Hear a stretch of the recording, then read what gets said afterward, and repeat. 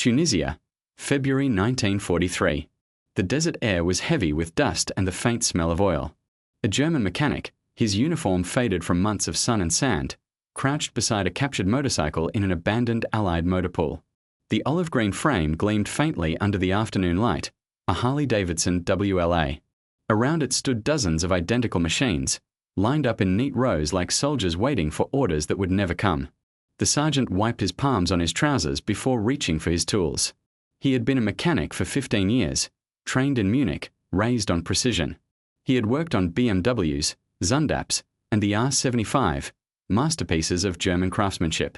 Every bolt, every weld, every valve in those machines spoke of engineering perfection. But now, as he leaned closer to the American motorcycle, his confidence faltered. The design was simple, brutally simple. A 45 cubic inch flathead engine sat exposed, its cooling fins broad and unrefined. The valve system was side-mounted, a technology Germany had long abandoned for more efficient overhead designs. The frame was rigid, without any rear suspension. The transmission had just 3 gears and was operated by hand. To a German mechanic, used to the mechanical elegance of an R75 shaft-driven gearbox, this looked primitive. And yet, there was something unsettling about it. The welds weren't perfect, but they were consistent. The bolts weren't polished, but they were standardized. Every part seemed to fit not because it was crafted by a master, but because it came off an assembly line designed to build thousands of identical pieces. He ran a finger along the frame and felt the evenness of the paint, the precision of the assembly, not artisanal precision, but industrial precision. Then he noticed the small metal plate on the frame, 42 WLA 43576. He stared at the number for a long time. 43,576. His brow furrowed. That couldn't be right. That number meant this was the 43,000th motorcycle of this model to leave the factory. 43,000 of the same machine, in less than 2 years. He did the mental arithmetic, his mind racing. Back home, the finest German military motorcycle, the BMW R75, had only reached about 16,000 units, and that was over 5 years of production. 16,000. 5 years. Against 43,000 in 2. He swallowed hard. This wasn't engineering anymore. This was mathematics. The realization settled in like the desert heat. The Americans weren't building motorcycles. They were building systems. Machines that were simple enough for anyone to assemble, rugged enough to survive neglect, and cheap enough to produce by the tens of thousands. They didn't need brilliance. They had something better, scale. He looked up from the Harley and across the motor pool. There were rows of them, silent, identical, each one a small piece of something far larger. Each motorcycle represented not a craftsman's achievement, but an industrial promise, that every soldier, in every corner of the world, could have the same reliable machine, the same tools, the same parts. He loosened a bolt and lifted the air cleaner cover. The simplicity inside made him pause. No complex linkages. No fragile aluminum castings. Just thick, solid steel and sturdy fittings. The design wasn't beautiful, but it was logical. Everything was placed for easy access. You could service this machine with the simplest of tools. No need for the precision wrenches they guarded so carefully in Germany. He thought about the factories in Milwaukee, the workers who must have built these. Were they trained engineers? Probably not. Many had never touched machinery before the war. Yet here it was, a motorcycle that ran across deserts and jungles, built by people who had learned assembly from scratch. The sergeant suddenly felt the weight of something more than metal and oil. This was a different kind of warfare. A fellow mechanic approached, his expression curious. "What do you think?" he asked. The sergeant hesitated before answering. "It's not German," he said finally. "But it doesn't need to be." The other man frowned. Confused. The sergeant gestured toward the serial plate. "Look at the number," he said quietly. 43,000 of these. Just this model. And that's one factory. Do you understand? The mechanic looked from the number to the endless rows of motorcycles, his expression slowly changing. It wasn't admiration. It was a dawning sense of inevitability. The sergeant continued his inspection in silence. He noted the Springer front fork, old-fashioned, but robust. The paint was thick, probably to resist rust. The tires were wide, suited for rough terrain. Nothing about the motorcycle seemed remarkable. And yet, as a whole, it was brilliant. Because it didn't need to be better, it just needed to be everywhere. He found the toolbox mounted on the side and opened it. Inside were basic tools: a wrench, a screwdriver, a spark plug socket. Nothing fancy. But it struck him, every motorcycle had one. Every soldier who rode one could make repairs in the field. They didn't need to wait for trained mechanics or specialized parts from a depot in Munich. They just fixed it and kept moving. That was when the thought first formed in his mind, quiet but undeniable. Germany could never match this. Not with its skilled craftsmen. Not with its careful designs. Because no matter how perfect their machines were, they couldn't build them fast enough. They couldn't replace them fast enough. They couldn't fight a war of machines against a nation that treated machines like ammunition. He stood up and looked over the captured motor pool once more. 70, maybe 80 Harleys in this depot alone. 70 motorcycles, probably 3 days of American production. 3 days. The realization was almost physical. It wasn't defeat in battle that would end the war. It was arithmetic. He looked down again at the Harley Davidson, the sunlight glinting off its fuel tank, and exhaled slowly. This, he muttered to himself, is how wars are lost. The sergeant knelt again, running his hand along the curved fuel tank. The olive paint felt slightly rough under his fingers, baked by the desert sun. He could see where dust had settled in thin layers, outlining the shapes of the Harley's tank decals, faint stars and unit numbers now dulled by sand. The bike had seen real use, that much was clear. But despite its wear, it remained solid. Everything about it said one thing: it was built to last. He gently turned the throttle and felt its clean motion. No resistance, no delicate balance, just a smooth, direct pull. It reminded him of farm machinery back home, not the intricate precision of German engineering. Yet there was something unnerving in that familiarity. He began to see what made this machine dangerous. It was so simple that anyone could use it, anyone could fix it, anyone could build it. Behind him, the sound of boots crunching on sand drew his attention. A young corporal approached, curious. "Is it better than ours?" he asked, nodding toward the motorcycle. The sergeant shook his head slowly. "Better." He hesitated, choosing his words. "No." "Smarter." The corporal frowned, unsure what that meant. The sergeant pointed at the engine. "It's crude. The valves are old-fashioned.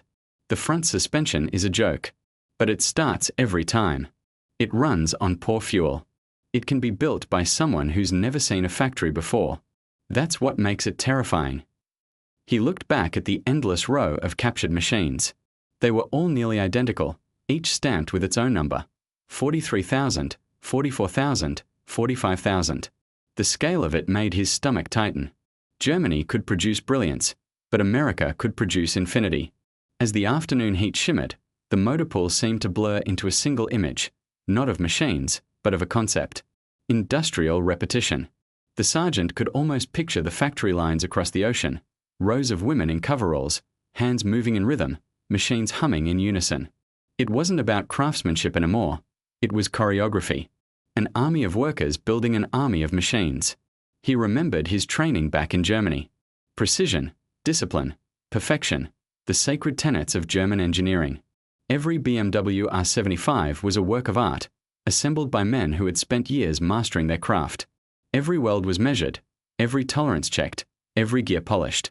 But those machines required attention, care, spare parts, and time, luxuries that war didn't grant anymore.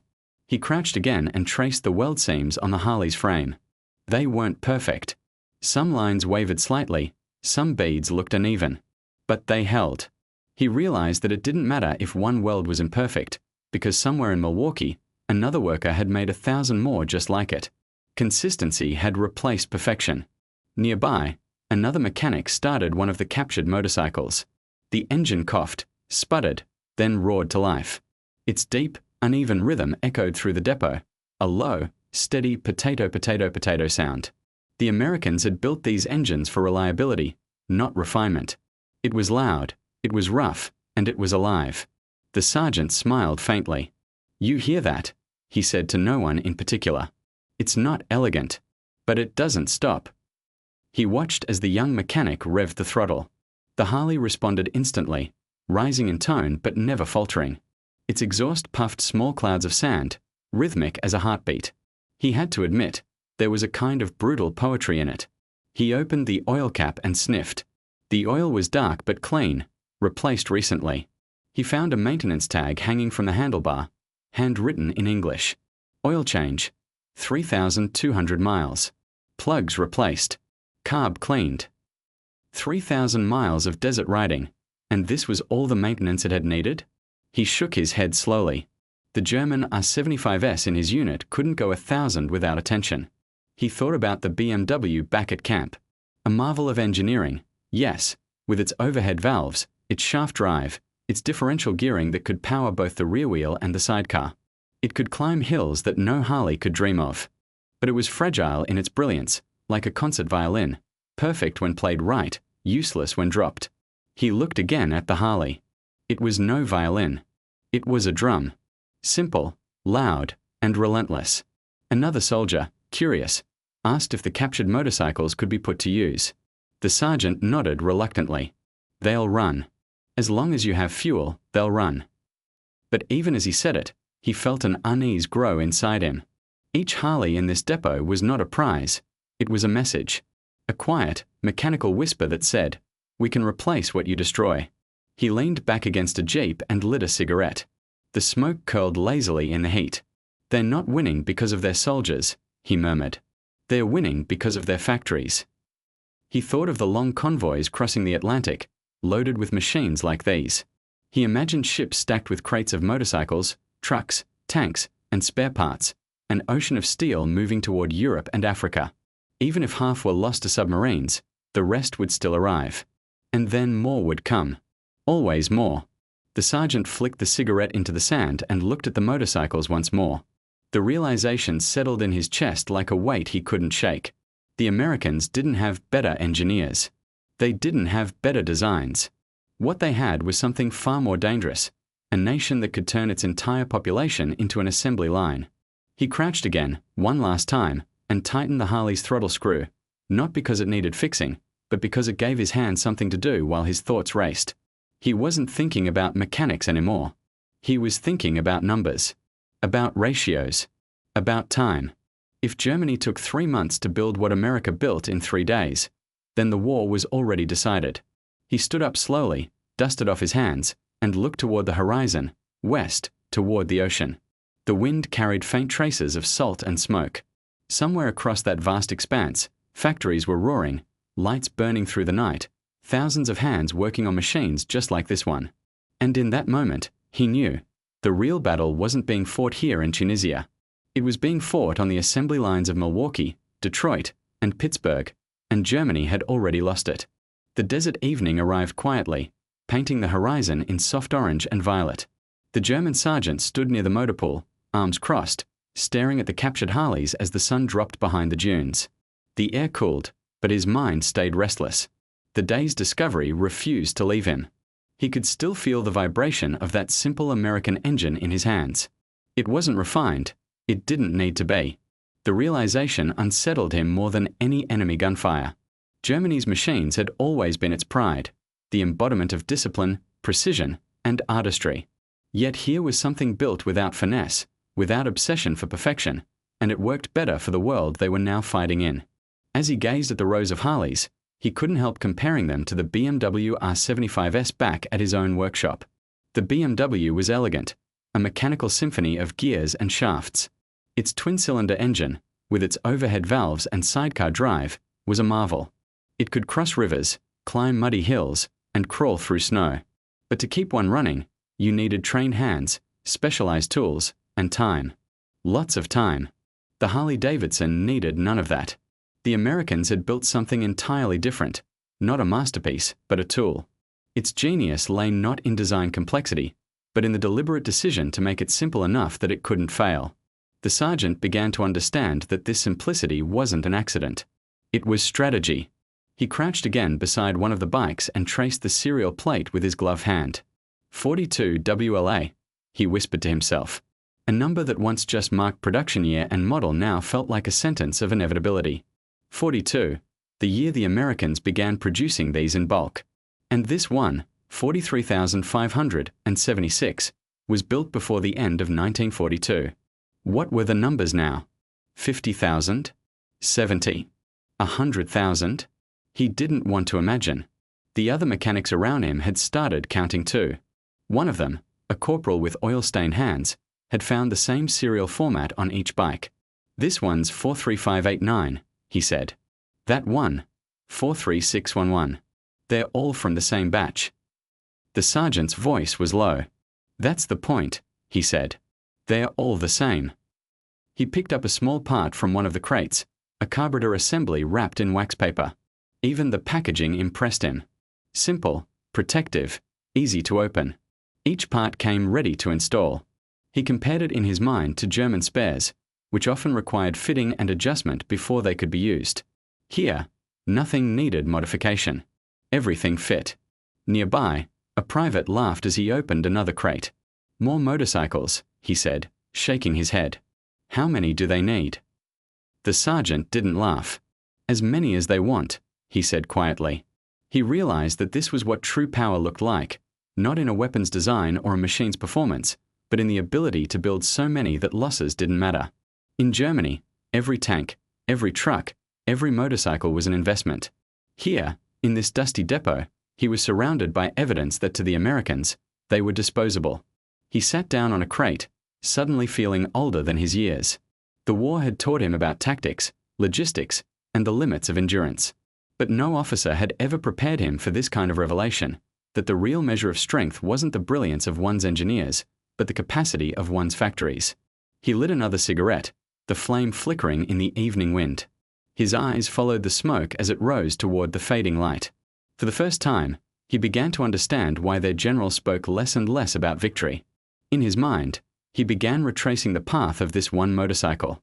It had been built in Milwaukee, thousands of kilometers away, shipped to a port, loaded into a cargo vessel, crossed the Atlantic through waters filled with submarines, then unloaded in North Africa, still working perfectly. That journey alone was a triumph of organization. Every step along the way required coordination, fuel, and manpower, and the Americans had done it not once, but tens of thousands of times. He imagined the docks in New York, cranes lifting wooden crates, forklifts carrying motorcycles into the hulls of ships, sailors checking manifests, officers signing shipment papers, an entire system moving in rhythm. Germany couldn't match that rhythm anymore. One of the younger soldiers approached, his voice uncertain. "Do you think we could build something like this?" The sergeant gave a weary smile. "We could build something better," he said. "But not this many." He paused, flicking ash onto the sand. "And in the end, that's what matters." The wind picked up again, rattling the tin roofs of the motor pool sheds. A distant rumble of engines echoed from the horizon. Allied patrols, perhaps, or supply convoys moving through the desert roads. It reminded him how small their corner of the war really was. He thought about Germany's industrial base, once unmatched in Europe. Now, factories bombed, rail lines broken, steel supplies dwindling. Every machine they produced demanded sacrifice, resources, workers, time. The Americans, on the other hand, seemed to conjure machines from the air. He had read once that the Americans had produced nearly 300,000 aircraft already. 300,000. He tried to picture that many planes, the sky filled from horizon to horizon, and failed. Numbers like that didn't seem real anymore. The Harley beside him ticked softly as its engine cooled. He looked at it again, realizing it represented more than a motorcycle. It was a symbol of a system so vast it could build, ship, lose, and replace without pause. As darkness fell, a fellow mechanic returned from the other side of the depot, holding a maintenance manual. "You should see this," he said, handing it over. The sergeant flipped through the pages. The manual was printed on cheap paper but filled with precise diagrams, each labeled in English. Every nut, every spring, every screw had its own drawing. There were step-by-step instructions for repairs, written simply enough that even a novice could follow them. He could hardly believe it. "This isn't for mechanics," he said softly. "This is for soldiers." He thought about the German manuals back home, thick, dense, requiring training just to understand. This American version could turn any farmhand or truck driver into a capable repairman. It wasn't just the machine that was simplified, it was the entire ecosystem around it. He closed the booklet slowly. "They don't just build machines," he said, looking at his comrades. "They build systems." The night grew colder. The sound of distant artillery faded, replaced by the low hum of the desert wind. The Harley Davidson stood silently in neat rows, reflecting the starlight. And for the first time, the sergeant felt something deeper than respect, a quiet, logical dread. He had spent his life believing that precision won wars. Tonight, he realized it was repetition. The next morning, the sun rose sharp and white over the Tunisian horizon. Heat shimmered across the desert even before noon, baking the sand and the steel of the captured motorcycles. The German sergeant was already awake, his uniform sleeves rolled up, inspecting another Harley. Around him, other mechanics worked in silence, their conversations muted, their faces thoughtful. The discovery from the day before still hung in the air like a quiet confession. No one had said it out loud, but they all knew it now. The sergeant turned the key and gave the kickstarter a firm push. The flathead engine coughed, then roared to life again, steady and confident. Its sound filled the empty depot with a mechanical rhythm that seemed to mock them. He adjusted the throttle slightly, feeling the vibration through the handlebars. It was strange. This machine didn't demand precision. It didn't care about the heat, the dust, or the lack of tools. It simply worked. He examined the maintenance log once more. The American unit had kept careful notes, every oil change, every spark plug replaced, every adjustment neatly recorded. The handwriting was quick but legible. 3,200 miles, he muttered. 3,000, and no major repairs. He almost laughed. A German R-75 wouldn't have lasted half that distance without a mechanic's constant supervision. Nearby, a corporal wiped the sweat from his brow. They built these like tractors, he said, almost in disbelief. The sergeant nodded. Exactly. And that's why they'll win. The corporal frowned. Because of motorcycles. No, the sergeant said, shutting off the engine. Because of what these motorcycles mean. He sat down on a crate and gestured toward the rows of Harleys. You see these machines? They're the same in every way. Same frame, same engine, same bolts, same tools. That's not craftsmanship, that's production. They can lose 100 of these and not care. They'll just build 100 more before lunch. He took a deep breath and looked out across the sand. We've been fighting a different kind of war, and we didn't even realize it. In the distance, a pair of German trucks rattled by, their engines straining under the weight of supplies. Dust billowed behind them, catching the sunlight. The sound of those overworked engines seemed frail compared to the calm hum of the Harley's Vitwin. The sergeant thought of Germany's industrial landscape, the factories working day and night, bombers overhead, workers pushing beyond exhaustion. He imagined the shortages, the rationing, the delays. Every spare part was precious, every mistake costly. In contrast, the Americans seemed to be playing an entirely different game, one where the rules didn't even apply. He picked up a small crate marked Spare Parts, Harley Davidson. Inside were perfectly packed components, spark plugs, gaskets, bolts, each wrapped in wax paper and labeled with serial numbers. He held one up to the light and realized something remarkable. Every part was identical. They didn't need to fit them by hand. They didn't need to make small adjustments. They could swap parts between motorcycles built months apart, and everything would still work. The sergeant remembered the struggles of maintaining their BMWs. A small change in machining, a difference in supplier, and suddenly a gear wouldn't mesh or a valve wouldn't seat correctly. German quality was their pride, but it was also their weakness. It demanded perfection at every stage, perfection that war didn't have time for. He placed the part back into the crate and stood up. Do you know what's worse than losing battles? He said quietly. Losing the math. The corporal looked at him, puzzled. The math? Yes, he replied. The numbers. The production. The replacements. We can't build fast enough to keep up. Every time they lose one of these motorcycles, it's a number on a list. Every time we lose one, it's a hole we can't fill. The corporal looked down at the sand, kicking at a discarded bolt. The truth was heavy between them. The sergeant walked toward a fuel drum, poured a little gasoline into the Harley's tank, and started it again. The engine came alive instantly, its noise echoing across the depot. Listen to it, he said. This sound is more dangerous than any artillery, because it doesn't stop. He revved it once, then killed the ignition. The silence afterward felt almost louder. As the day went on, the men began cataloguing the captured motorcycles. 73 in total, each one running or easily repairable. The sergeant wrote down the serial numbers, his pencil dull from the heat. The numbers blurred together: 43, 580, 43, 602, 43, 647. He couldn't help imagining the endless stream of machines that must have come before them and the ones that would follow. That evening, while most of the men rested, he found himself alone again among the motorcycles. The desert was quiet except for the whisper of wind and the faint clinking of cooling metal. He sat down on one of the Harleys and ran his hands along the handlebars. The grips were worn smooth, the seat cracked, the paint chipped. But everything that mattered still worked.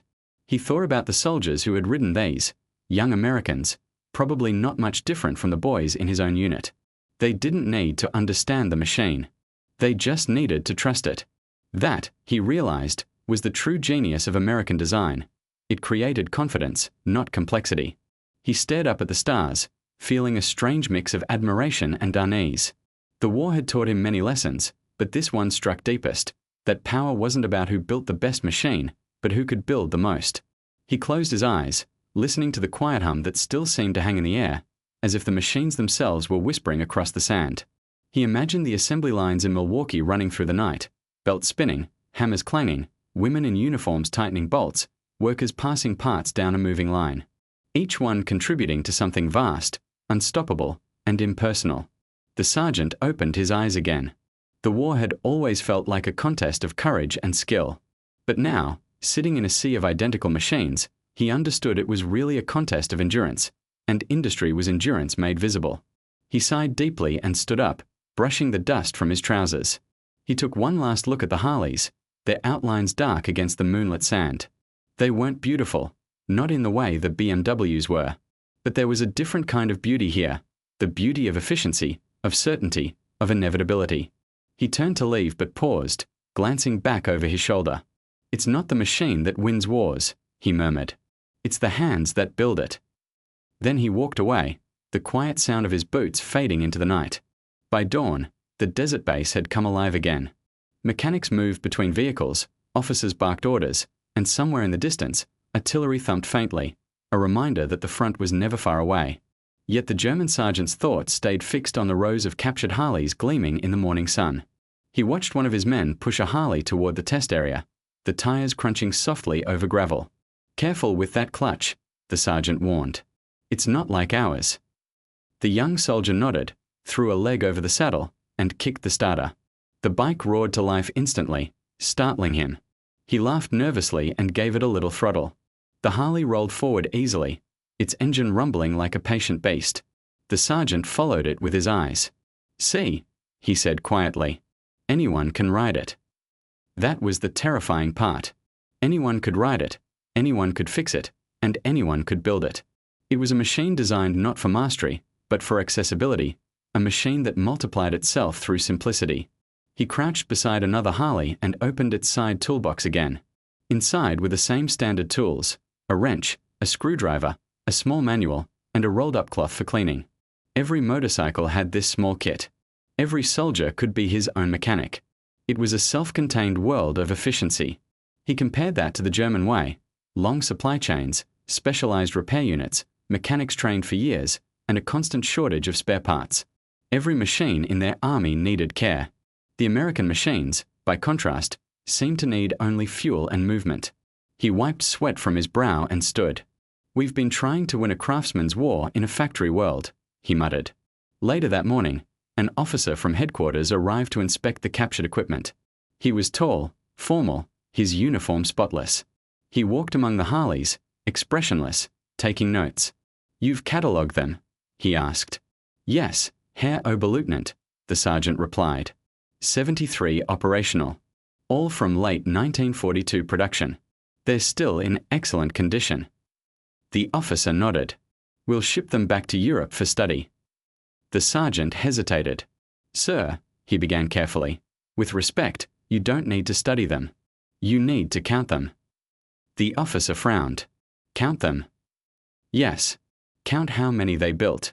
Then count how many we can build. You'll have your answer."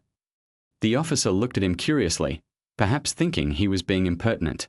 But the sergeant didn't care anymore. The truth was too obvious to ignore.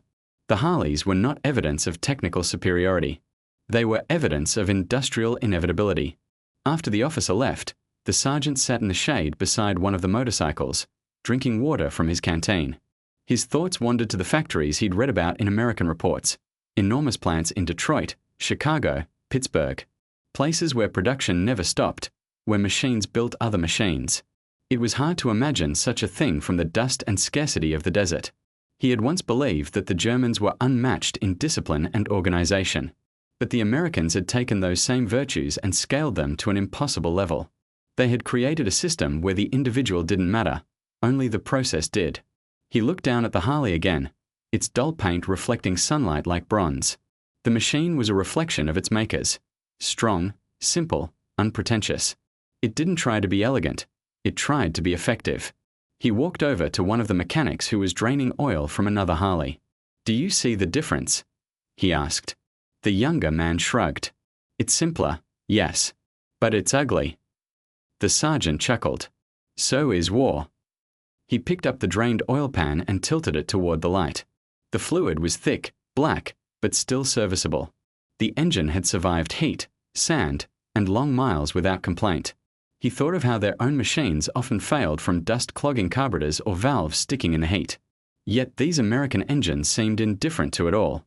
He leaned against the fuel drum and lit a cigarette. The smoke drifted upward into the dry air. "They've learned to build for the world," he said quietly. "We've built for ourselves." One of the younger mechanics asked what he meant. The sergeant gestured toward the Harley.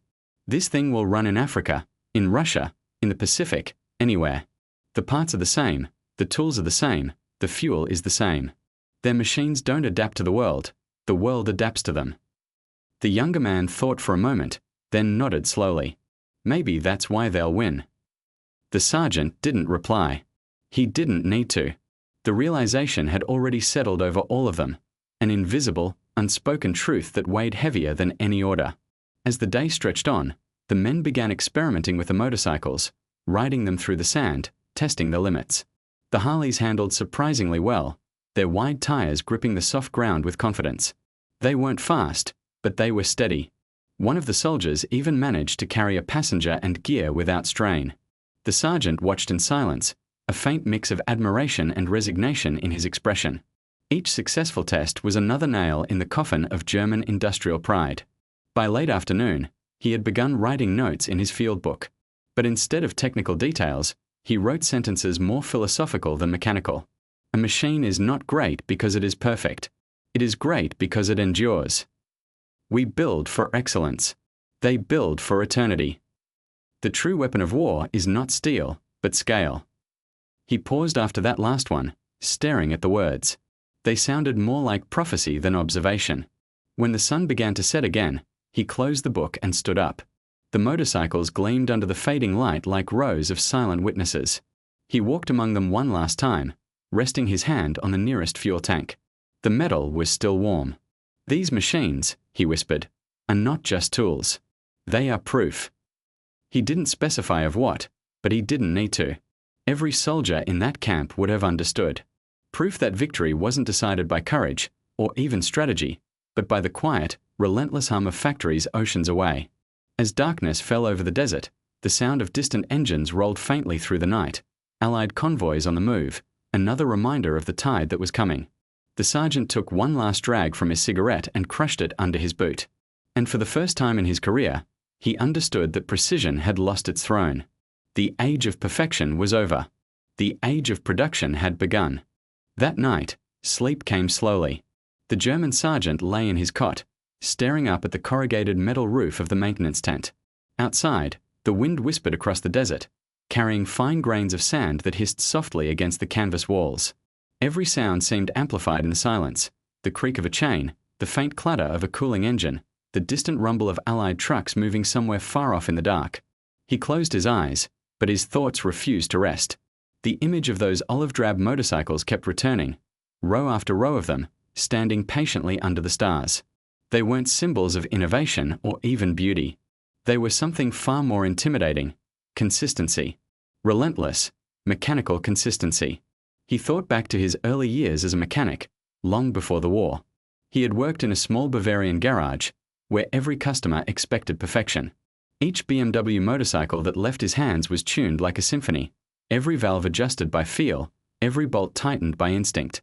The satisfaction of that craft had once been his pride. But now, in this desert filled with dust and exhaustion, he saw how useless perfection could be when it couldn't scale. He turned over, the cot squeaking beneath him. In the distance, he could still hear the steady hum of the captured Harleys cooling in the night air. They didn't need a master mechanic to keep them alive. They simply endured. At dawn, he rose before the others. The sky was pale grey, the horizon streaked with faint pink. He walked to the motor pool, boots crunching on the hard ground. The Harleys were still there, waiting. He ran his hand over one of the fuel tanks, brushing away a thin film of dust. The metal was cool to the touch. He checked the oil, adjusted a spark plug, and gave the kickstarter a slow press. The engine came alive instantly, its sound echoing across the still morning. He let it idle for a few seconds, then turned it off again. "Reliable," he murmured. "Always reliable." He turned to find one of his men watching. "Do you ever wonder," the young soldier asked, "how many factories they must have to build all this?" The sergeant nodded slowly. "Hundreds. Maybe thousands. But it's not just the factories. It's the people. The organization. The idea. The idea." He gestured toward the motorcycles. The idea that quantity can be a strategy. That if you build enough, you can afford to lose. The young man frowned. "But we have better engineers." The sergeant gave a faint, tired smile. "That's true. But they have engineers with no limits. That's the difference." He thought about the American workers he had read about in reports, women assembling aircraft engines, teenagers welding tanks, older men teaching in training schools for industrial work. A nation that had turned every citizen into a cog in the same vast machine. It wasn't romantic. It wasn't noble. But it was unstoppable. Later that morning, they received orders to transport some of the captured Harleys to a nearby German unit. The sergeant oversaw the loading himself. He watched as the men carefully pushed each motorcycle up wooden ramps and secured them with ropes. The engines were drained, the tires checked, the toolkits accounted for. Everything was methodical. He couldn't help but notice that, even in captivity, the American machines made their German transport trucks look fragile by comparison. One of the trucks stalled before departure, coughing and sputtering in protest. The sergeant shook his head and muttered, "We built machines that need attention. They built machines that don't." When the convoy finally set off, he rode in the passenger seat of the lead truck. The road wound through the dunes, the heat rising fast as the sun climbed higher. From the window, he could see the Harleys strapped in the back, silent, unbothered by the journey. Hours passed in silence until the driver finally spoke. "Do you think we'll ever catch up, sir? In production, I mean." The sergeant didn't answer right away. He looked out at the empty desert stretching in every direction. "No," he said finally. "We were ahead in design. But design doesn't matter if you can't deliver it faster than the enemy."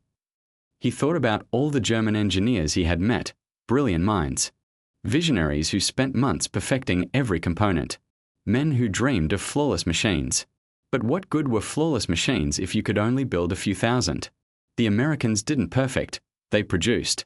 And that, he realized, was perfection of another kind. When the convoy reached the new depot, a young lieutenant came out to meet them. "You brought the captured bikes?" he asked eagerly. "I've heard they're impressive." "They are," the sergeant said quietly. "Just not in the way you think." The lieutenant frowned but said nothing more. Together, they supervised the unloading. As the motorcycles were wheeled down the ramps, a few German soldiers gathered to watch. One of them climbed onto a Harley, laughing as he started the engine. "Not bad," he shouted over the noise. "It's simple." "That's the point," the sergeant replied. He watched as the young man rode in a circle, dust trailing behind him. The Harley looked almost out of place among the German vehicles, less elegant, less refined, but somehow more alive. That evening, after the unloading was done, the sergeant wrote another entry in his field book. His handwriting was steady, though the words came slowly. "We have built masterpieces that require care. They have built tools that require none. One is art. The other is power." He underlined the last word and set his pencil down. In the fading light, he thought again about the manuals they had found, those simple, clear diagrams that made soldiers into mechanics. He could almost hear the logic behind them. Teach everyone a little, and no one will be helpless. It was the opposite of how Germany worked, where skill was sacred and knowledge specialized. But in war, specialization was a luxury. Simplicity was survival. The sergeant stood up and walked outside. The sun was setting again, the desert turning gold. He watched the light play across the rows of motorcycles. For a moment, they almost looked alive, like a metallic army waiting to move. He took a long breath and whispered to himself, "This is what defeat sounds like: quiet, efficient, inevitable." Then he turned away, the low hum of memory following him into the gathering dusk. The next few days blurred together: inspections, reports, and the endless work of keeping vehicles running in the desert heat. The German sergeant moved through it all automatically, his hands still steady but his thoughts somewhere else. Each time he passed the row of Harleys, he felt the same quiet unease. These machines had stopped being trophies. They had become reminders. He watched his men adapt to them quickly. Within hours, soldiers who had never ridden an American motorcycle before were handling them confidently.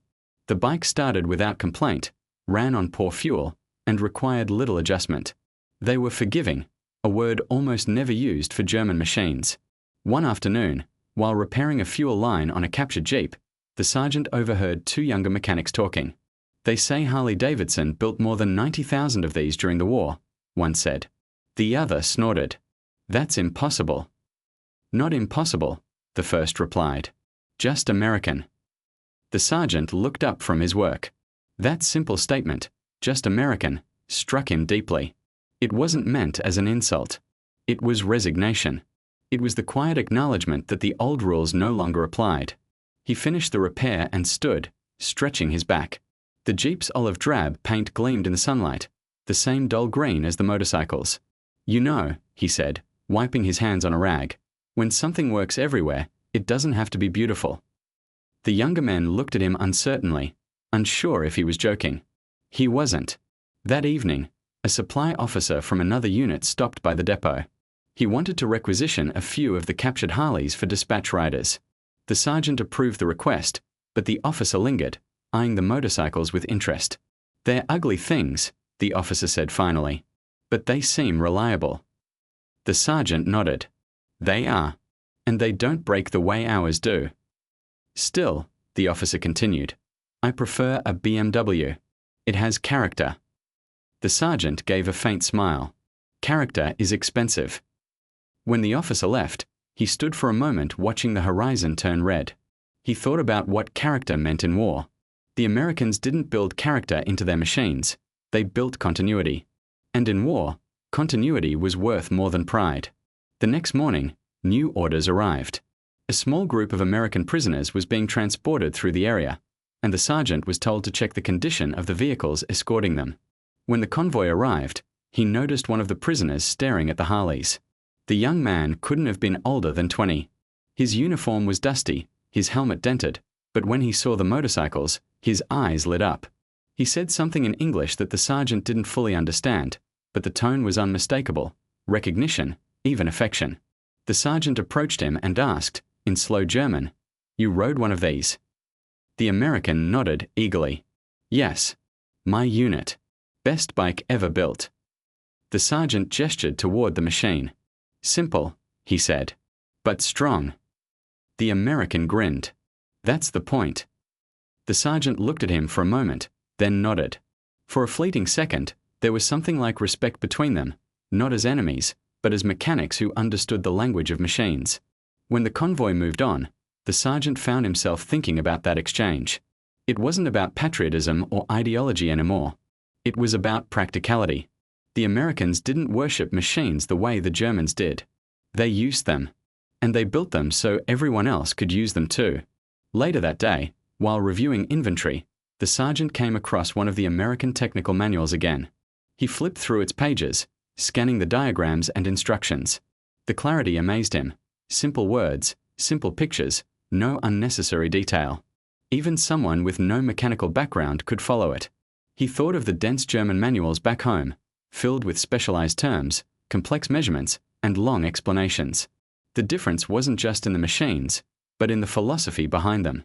Germany valued expertise. America valued accessibility. He sat down on an oil crate and studied one of the illustrations, a labeled diagram of the flathead engine, every part neatly numbered. It reminded him of a teacher's chalkboard drawing, something meant to educate, not intimidate. "They teach through pictures," he murmured. "We teach through mastery." He closed the manual and tapped its cover thoughtfully. In the following days, he began keeping notes not about repairs, but about lessons, observations, insights, fragments of realization. They weren't for command or reports, they were for himself. He wrote, "A machine that anyone can fix will outlive one that only experts can maintain. Complexity wins admiration. Simplicity wins wars. An engineer builds a masterpiece. An industry builds an empire." He paused at that last line, underlined it, then put the pencil down. That night, he joined his men for a short meal, tinned rations and black coffee brewed over a small fire. The talk drifted from the desert heat to rumors from the front. Someone mentioned new American aircraft arriving in North Africa in overwhelming numbers. Another spoke about convoys crossing the Atlantic faster than ever. The sergeant said nothing, but the pattern was clear. The same pattern he saw in these motorcycles. More planes, more tanks, more trucks, always more. When the fire burned low, he stood up and walked a short distance from camp. The moon was bright enough to see the outlines of the Harleys parked nearby. Their shadows stretched across the sand like a silent army. He realized then that this wasn't just about motorcycles. It was about time, how the Americans had learned to save it, while the Germans had learned only how to use it. Back home, engineers still obsessed over refining every component, chasing perfection. Meanwhile, halfway across the world, factories in America were building weapons faster than anyone could destroy them. Perfection took time. Efficiency conquered it. He stayed there for a long while, staring at those rows of steel silhouettes under the moonlight. Then, almost without realizing it, he whispered, "This war isn't being fought in battlefields anymore. It's being fought in factories." He didn't know if anyone heard him. It didn't matter. The truth had already settled deep inside him. As the wind blew softly across the sand, one of the Harleys creaked faintly, just cooling metal, but it almost sounded like an answer. By the time another week passed, the sergeant's unit had grown accustomed to seeing the captured Harleys lined up beside their German vehicles. What had begun as a novelty now blended seamlessly into their daily work. Riders used them for errands, patrols, even courier runs between outposts. The machines asked for little in return: a bit of fuel, some oil, and the occasional tightening of a bolt. One morning, while reviewing maintenance records, the sergeant realized something that made him stop mid-sentence. The Harleys, after days of constant use in brutal desert heat, had logged hundreds of miles without a single mechanical issue. By contrast, two of the unit's own BMWs were already down, one with a cracked gear housing, another waiting for parts that might take weeks to arrive. He stared at the numbers on the page, and it hit him. The American machines weren't just more plentiful, they were more sustainable. He went outside and found one of his younger mechanics cleaning the air filter on a Harley. "How's it holding up?" he asked. The young man grinned. "Still runs like new. These things don't quit." The sergeant nodded slowly. "They're not made to impress," he said. "They're made to endure." That afternoon, he sat with a small group of soldiers under a canvas awning, sharing what shade they could find. The topic of conversation drifted back, as it often did, to the war itself. "They say the Americans build ships faster than we can sink them," one man said. "Impossible," another replied. The sergeant shook his head. "Not impossible. Just arithmetic." They looked at him, puzzled. He pointed toward the motorcycles. "Look at those. 73 of them in one place. If they can send 73 to a single depot in North Africa, imagine how many exist in total. The same applies to their ships, their trucks, their planes. They don't win because each one is perfect. They win because there are always more." The group fell silent. There was nothing to argue with.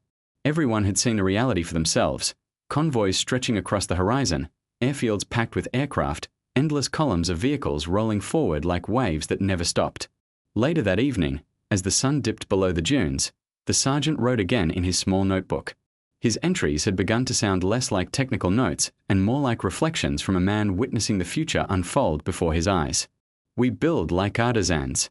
They build like nature, endlessly, tirelessly, without pause. Quantity is a form of quality. The Americans have understood this. We have not. He closed the notebook, feeling the weight of those words settle in his chest. The next morning brought an unexpected visit. A small detachment of officers from Berlin had arrived to inspect captured Allied technology. Among them was a colonel, sharp uniform, polished boots, eyes like glass. He moved through the depot with quick, precise steps, examining everything in silence until he stopped in front of the line of Harleys. "These are the American motorcycles?" he asked. "Yes, Herr Arbust," the sergeant replied. The colonel circled one of them slowly. Crude construction. Simplistic design. He tapped the tank with a gloved finger. No elegance. "No, sir," the sergeant said. "But they work." The colonel raised an eyebrow. "So do ours." "For now," the sergeant answered before he could stop himself. The colonel's gaze sharpened. "Explain." The sergeant hesitated. Then, quietly, he said, "This one machine was built in 1942. Its serial number suggests it was the 43,000th off the line. We've built fewer than 20,000 of our best models in the entire war. They're not just building better, they're building faster. And when you build faster, you decide the length of the war." The colonel stared at him for a long moment. Then he gave a curt nod. "Your opinion is noted," he said flatly, and walked away. The sergeant exhaled slowly. His men pretended not to notice, but the look on their faces said it all. He had spoken what everyone already knew but dared not say aloud. That evening, after the inspection party departed, he sat alone beside one of the Harleys, tracing the raised letters on the engine cover with his fingers. He thought about Milwaukee, a city he'd never seen, yet one that now existed vividly in his imagination. A place where factories worked without rest, where men and women who had never held a wrench before the war could assemble engines like these by the thousands. He pictured rows of machines rolling off assembly lines under bright lights, workers tightening the same bolts he now touched, following a rhythm of progress that never slowed. In Germany, factories were quiet at night. Air raid sirens, shortages, and curfews had turned production into a fragile, interrupted process. But in America, the machines never stopped. Day and night blurred into one. The factories themselves had become engines, vast, living things fueled by organization and optimism. He looked up at the stars. Somewhere across the ocean, those factories were still working while he sat here surrounded by sand. "They never sleep," he whispered. "And that's why they'll never stop." He leaned back against the motorcycle's frame and closed his eyes. The hum of distant engines reached his ears, not Harleys this time, but Allied aircraft passing high overhead, invisible in the dark. The sound blended with the wind until it became something almost like music, the rhythm of industry carried on the air. In that moment, he understood what he had been missing all along. The Americans weren't just fighting a war. They were manufacturing one. Every bolt, every tire, every crate of supplies was a note in an enormous, unstoppable symphony, one that drowned out any enemy who tried to match it with skill instead of scale. He opened his eyes again and looked at the motorcycle beside him. It seemed to shimmer faintly in the moonlight, its curves plain but purposeful. "You're not beautiful," he murmured, "but you're eternal." And with that, he knew, no matter how long the fighting lasted, no matter how many tactical victories Germany achieved, the end had already been written in factories thousands of miles away. The days grew hotter. The desert shimmered under a constant veil of heat, and even the air seemed to vibrate with exhaustion. The German mechanics worked in silence now, each of them aware that something fundamental had changed, not in the machines, but in the way they saw the war. The Harleys had become part of daily life. They were used for deliveries, for scouting, even for carrying messages between field units. The men no longer laughed at their bulky frames or simple design. Instead, they trusted them, the way a farmer trusts his tools. Every time one started with a single kick, a quiet respect deepened. One morning, while checking tire pressure, the sergeant noticed that one of the bikes had logged more than 3,000 miles since being captured. It still ran smoothly. The only maintenance performed had been oil changes and spark plug replacements. He whistled softly. 3,000 miles, he muttered, and still it hums like a sewing machine. A mechanic nearby looked up. "Sir." "Nothing," he said, shaking his head. "Just thinking how simple things outlive complicated ones." He wrote another line in his notebook that afternoon. "The Americans build machines for soldiers. We build them for engineers." That evening, The sky darkened with the promise of a sandstorm. The men hurried to secure everything under tarps and canvas. As the wind picked up, the sergeant stood for a moment watching the motorcycles lined in rows, their outlines faint under the whipping dust. The storm held around them, and yet he knew those machines would still be there in the morning, waiting, reliable as ever. When the storm finally passed, the camp was coated in a thin layer of sand. The Harleys stood untouched, their engines still dry beneath the covers. The sergeant walked between them, brushing sand off the tanks with his sleeve. "Still here," he murmured. "Of course you are." A few days later, news reached the camp. The Americans had landed in Sicily. Another front had opened. Another wave of equipment was pouring across the sea. Trucks, tanks, aircraft, motorcycles, endless columns of material that made the sergeant's stomach tighten. He thought again about what he had said to the colonel. When you build faster, you decide the length of the war. Now, that prophecy was coming true. The Germans could still win battles. They would continue to fight fiercely, with precision and discipline, but the war itself had slipped beyond their reach. Wars fought with machines could be measured in production figures, and those numbers were merciless. That evening, the sergeant and his men gathered near the maintenance tent. Someone had brought a small radio, its faint signal crackling with reports from across the front. They listened to static-laced voices speak of troop movements, bombing raids, and convoys stretching from horizon to horizon. The news was all the same. The Allies were advancing, everywhere, together, with endless resources behind them. When the broadcast ended, no one spoke. The only sound was the wind moving through the dunes. Finally, one of the younger soldiers broke the silence. "Do you think," he asked, "we'll ever catch up?" The sergeant didn't answer immediately. He looked down at his hands, grease-stained, calloused, steady even after years of work. Then he looked at the motorcycles standing nearby, bathed in moonlight. "No," he said softly. "Not because we aren't skilled enough. Because we started too late to understand what kind of war this really is." He paused, then added, "We thought precision would save us. But precision slows you down. The Americans don't chase perfection, they chase output. And output wins wars." The men were silent again, but they understood. They could see it too, the truth written across every captured Harley, every American truck they'd seen rumbling across the desert. The next morning, as they prepared for another day of work, one of the men found a small American maintenance logbook wedged in a toolbox. It was filled with neat handwriting, short notes, simple and clear, oil changed, clutch adjusted, runs well.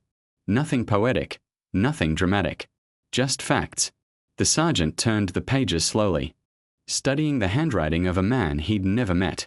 Somewhere, that soldier had done the same work he was doing now, checking oil, tightening bolts, keeping the machine alive. Different sides, same task. But one side could afford to replace what broke. The other could not. He closed the book and placed it back in the box. "This," he said quietly, "is what they mean by mass production. Every man becomes the same set of hands. Every tool, the same purpose. And together, they never stop." That afternoon, as they rode out to deliver parts to a nearby outpost, he found himself leading the convoy on one of the Harleys. The ride was rough, deep sand, scorching heat, blinding sunlight, but the motorcycle carried on without hesitation. At one point, they stopped for water, and one of the younger men laughed. "Sir, you look like an American courier." The sergeant smiled faintly. "Then perhaps we are learning something useful." He looked out over the dunes, the endless expanse of sand and sky. "They built their machines for everyone," he said. "Maybe that's the secret. Make it so simple that anyone can keep the war moving forward." They rode on, the engines rumbling in unison, a small echo of the industrial rhythm that now ruled the world. That night, back at camp, he sat alone again beside his notebook. The words came slower now, each one deliberate. War is not won by the best machine. It's won by the last one still running. He looked at the line for a long time, then underlined it twice. The wind had died down, and for the first time in weeks, the desert was still. The motorcycles gleamed faintly under the stars, their silhouettes steady and confident. The sergeant exhaled slowly. He had seen the future, and it sounded like an engine that never stopped turning. Tomorrow, he thought, they would receive new orders. The war would move on. The front would shift. But wherever it went, the same truth would follow. The side that could build forever would never truly lose. And in that quiet, Surrounded by the hum of cooling metal, he finally understood. Victory wasn't a battle. It was a process. Weeks later, the order came to move north. The unit was to withdraw toward Italy, taking what equipment they could salvage. Trucks were loaded, tools packed, but the captured Harleys presented a problem. There were too many to take, too valuable to abandon. The sergeant made a decision. Half would go with them, half would be left behind for other German units. As he prepared the convoy, he paused beside one of the motorcycles, the same one he'd first inspected months ago. Its olive drab paint was chipped now, its leather seat faded, but it still looked defiant, still ready. He placed a hand on the tank and said quietly, "You've outlasted more than we expected." When the engine started, a low mechanical growl filled the morning air. The Harleys rumbled to life one by one, their steady rhythm strangely reassuring. The convoy moved out, the motorcycles leading the way through clouds of dust. The sergeant rode near the front, goggles pulled tight against the wind. As the miles rolled past, he couldn't help but compare the ride to his old BMWs. Heavier, more refined, but less forgiving. The Harley vibrated beneath him, the handlebars shaking slightly, the suspension crude. Yet it kept moving, no matter how rough the ground. It was, in its own stubborn way, unstoppable. They traveled for hours through the desolate landscape, dry riverbeds, scattered villages, abandoned camps. At every stop, the Harleys started again without hesitation. The sergeant began to think of them less as machines and more as symbols, reminders that the war had changed its language from glory to production, from craftsmanship to efficiency. At one refueling point, another officer approached him. "You seem to favor those American bikes," the man said with a half-smile. The sergeant replied simply, "They remind me of what we are fighting against." The officer frowned. "You mean the enemy?" "No," the sergeant said, tightening a strap on his fuel can. "I mean the scale." They rode on, deeper into the desert. When night fell, they camped under a blanket of stars. The motorcycles were parked in neat rows, their silhouettes gleaming in the moonlight. The men gathered around small fires, drinking what little coffee remained. The sergeant sat apart, writing in his notebook again, his final entry. "We built our machines to last forever. They built theirs to be replaced. And that is why they will endure longer than we will. Their factories are armies. Their workers, soldiers. Every bolt is a bullet. Every crate, a victory. We fought the war of skill. They fought the war of scale." He closed the notebook and stared at the flickering firelight. The wind carried faint echoes of distant engines, American, perhaps, somewhere beyond the dunes. He listened for a moment, then smiled bitterly. "They never stop," he whispered. In the following days, the convoy reached a small outpost near the coast. There, he was ordered to turn over the captured Harleys to another unit. The soldiers who received them were astonished at their condition. "These are perfect," one of them said. "How did you keep them running?" "They kept themselves running," the sergeant replied. Before leaving, he walked once more among the rows of motorcycles. The smell of fuel and oil hung in the air, sharp and familiar. Each machine bore the marks of hard use, dents, scratches, scars, yet none of them looked defeated. They were survivors, built for endless work, built for a kind of resilience that machines rarely possessed. He reached into his pocket and pulled out the small American maintenance manual he'd kept all this time. He placed it under the seat of the nearest motorcycle, closed the leather flap, and stepped back. "You belong to the future," he murmured. When his truck rolled away, he looked through the back window and watched the Harleys shrink into the horizon, a line of dark shapes against the gold of the desert morning. Months later, word of the Allied advance reached him again. The Americans were everywhere now, in Italy, in France, across the Pacific. Their equipment multiplied faster than anyone could destroy it. For every tank lost, 3 appeared. For every ship sunk, 2 more sailed. For every machine broken, dozens replaced it. He remembered the Harleys and realized they had been a quiet warning, a message delivered not through battle, but through production. The Americans hadn't needed to prove their superiority. They had built it. Years afterward, when the war was over and Europe struggled to rebuild, the sergeant found himself working as a civilian mechanic. One day, in a small-town workshop, a visitor rode in on a motorcycle, olive green, with an old American logo on the tank. A Harley Davidson WLA. The sight froze him in place. The sound of the flathead engine filled the shop, steady and calm, the same rhythm he had heard in the desert so many years ago. He approached slowly, running a hand along the familiar frame. "You again," he said softly, almost to himself. The rider smiled. "Old war bike. Still runs." "I know," the sergeant said. "They always do." As the rider left, the sound of the Harley's exhaust faded into the distance. The sergeant stood there, listening until it was gone. Then he returned to his workbench, sat down, and opened a new notebook. On the first page, he wrote a single sentence: "Victory belongs to those who can build faster than they can break." He underlined it once, then closed the book. Outside, the world had changed, factories rebuilt, cities reborn, new machines humming on every street. But that same steady rhythm remained, echoing across continents, the sound of production, the hum of progress, the heartbeat of an industrial age that had already decided the outcome of the past and the direction of the future. The Harley Davidson WLA had been just one machine among millions. Yet, to a German mechanic in the sands of Tunisia, it had revealed something far greater: that wars aren't truly won by the strongest or the bravest, but by those who never stop building. And somewhere, far across the ocean, in a factory where the lights never went out, the truth had already been forged in steel and gasoline.